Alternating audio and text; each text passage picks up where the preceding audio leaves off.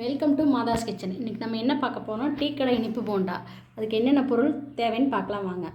1 cup மைதா, 1/2 cup ரவை, 3/4 cup நாட்டு சர்க்கரை, பழுத்த வாழைப்பழம் 1, உப்பு தேவையான அளவு, 1/2 டீஸ்பூன் சோடா உப்பு, அவ்வளோதான். மாவு கலந்து வச்சாச்சு. அரை மணி நேரம் கழிச்சு ஊற வச்சுட்டு அப்புறமா எப்படி பொரிக்கிறதுன்னு பார்க்கலாம் வாங்க. நல்லா ஊறிடுச்சு. இப்போ பொரிக்க ஸ்டார்ட் பண்ணிக்கலாம்.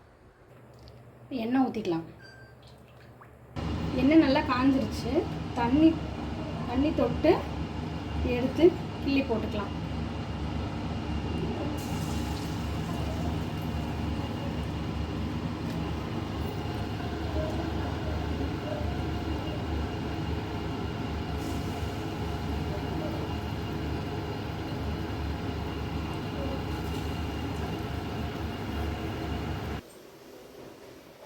நம்ம செஞ்சுட்டு இருந்த போண்டா தயாராகிடுச்சு.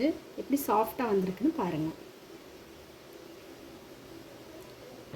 நான் நாட்டு சக்கரை யூஸ் பண்ணியிருக்கேன். உங்களுக்கு வேணால் நீங்கள் வெள்ளை சக்கரை கூட யூஸ் பண்ணிக்கோங்க. இந்த வீடியோ பிடிச்சிருந்தால் லைக் பண்ணுங்கள், ஷேர் பண்ணுங்கள், சப்ஸ்கிரைப் பண்ணுங்கள்.